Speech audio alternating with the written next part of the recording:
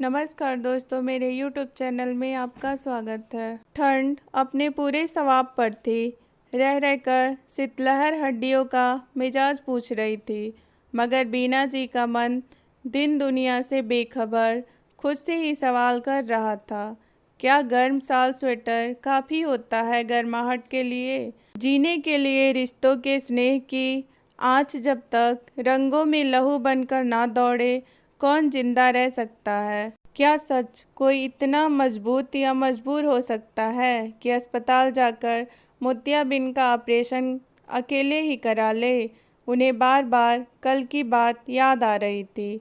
कल रात को खाने के बाद बेटा विनय बड़े ही संकोच से बीना जी से बोला कि माँ, 1 घंटे में ही मोतियाबिंद का ऑपरेशन निपट जाता है। 1 घंटा कोई बहुत बड़ा समय नहीं है, मगर ऑपरेशन के 5 घंटे पहले एडमिट होना होता है। मतलब कुल मिलाकर घर से निकलने और घर तक आने में पूरा 1 दिन लग जाएगा।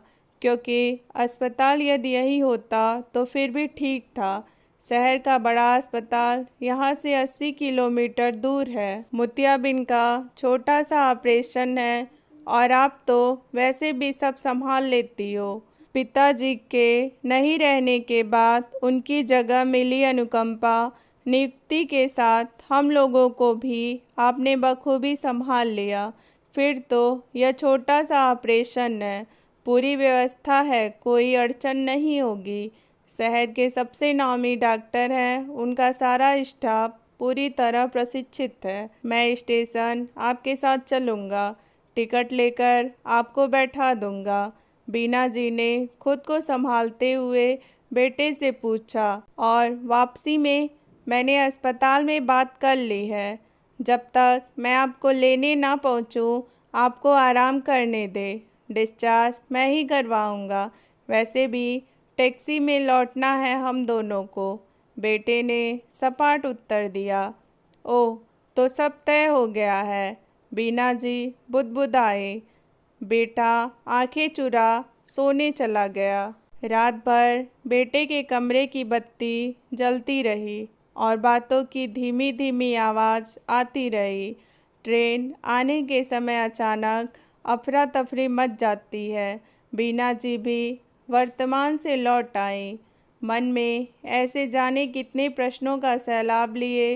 दिसंबर की कड़कड़ाती सुबह बीना जी कोहरे में नहाई, सर्द रेल की पटरियों को देख रही थी। अचानक पास खड़े बेटे का ख्याल आते ही बनावटी मुस्कान और झूठे आत्मविश्वास के साथ उससे बोले, अच्छा बेटा, अब तुम निकलो, ट्रेन आती ही होगी, मैं बैठ जाऊंगी। तुम्हें दफ्तर के लिए देर हो रही होगी। अपनी टारगेट बेस्ड नौकरी से त्रस्त बेटा माँ के पैर छू निकलने लगा। उसे छाती पर टनों टन बोझ महसूस हो रहा था। ट्रेन आ चुकी थी। बीना जी अपना सामान उठाकर ट्रेन में चढ़ने की कोशिश कर रही थी। ट्रेन अपने निश्चित समय पर आती और जाती है। सभी को अपने गंतव्य में जाने की पड़ी होती है। वैसे भी भीड़ का कोई चेहरा नहीं होता। धक्का मुक्की के बीच जाने कैसे बीना जी चढ़ ही गई। मजबूर बूढ़ी माँ का यह रूप देखने के लिए कलेजा चाहिए। बेटा वहीं अस्तव्य खड़ा हो गया, सामान जैसे तैसे घसीट थकी हारी बीना जी हाफती सीट पर बैठ गई। तभी भीड़ से आवाज़ आई, अरे इन अम्मा के साथ कौन है? इनका सामान हटाओ भाई, आने जाने वालों को अड़चन हो रही है। बीना जी घबराकर सामान उठाने के लिए जैसे तैसे हिम्मत बटोर कर उठी ही थी कि उनका बैग उठाते हुए बेटा बोला, मैं हूँ माँ के साथ, उनका बेटा, अब कोई अड़चन नहीं होगी। बीना जी को अचानक सब कुछ ज़्यादा ही धुंधला धुंधला दिखने लगा। मोतियाबिंद के कारण नहीं, आंखों में आए आंसू के कारण। बेटे ने हाथों का सहारा देकर माँ को बिठा दिया। ट्रेन अपनी रफ्तार से चल पड़ी और नियत समय में शहर के रेलवे स्टेशन पर पहुंच गई। ट्रेन से उतरते समय बेटे के मोबाइल पर एक मैसेज आया। ट्रेन से उतरते ही उसने वह मैसेज पढ़ा और वहीं बेंच पर बैठ गया। बीना जी ने उससे पूछा, मगर बेटे ने कुछ नहीं बताया।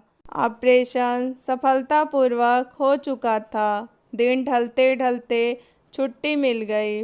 दोनों ने टैक्सी की। रात को बेटे ने खाने के बाद माँ को ज़रूरी दवा दी। माँ ने कहा, जाकर सो जा, सुबह ऑफिस भी है। बेटे ने जो बताया उसके बाद बीना जी मोतियाबिंद ऑपरेशन के कारण रो भी नहीं सकती थी। उनके आंसू लावा बनकर अंदर सीने में ही दफन हो गए। बेटा धीरे धीरे बोलता जा रहा था, माँ, ऑफिस में कर्मचारियों की छटनी हो रही है, इसलिए आज ज़रूरी मीटिंग थी और हम सबको स्पष्ट हिदायत थी कि मीटिंग में उपस्थित रहना अनिवार्य है। जो मीटिंग में नहीं आएगा तो यह समझ लिया जाएगा उसे नौकरी की आवश्यकता नहीं है। मीटिंग के बाद ही मुझे मैसेज कर इसकी जानकारी दे दी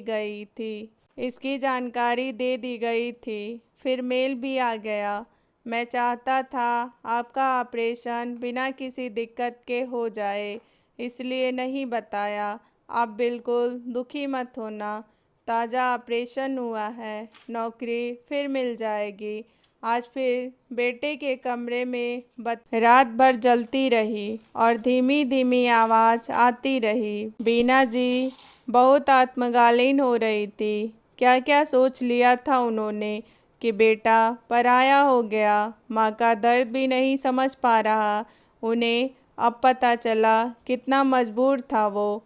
दोस्तों, किसी भी नतीजे पर पहुँचने से पहले बहुत सोच लेना चाहिए। हो सकता है हम राय बनाने में जल्दबाजी कर रहे हो। दोस्तों, आपकी क्या राय है? कमेंट बॉक्स में ज़रूर बताएं।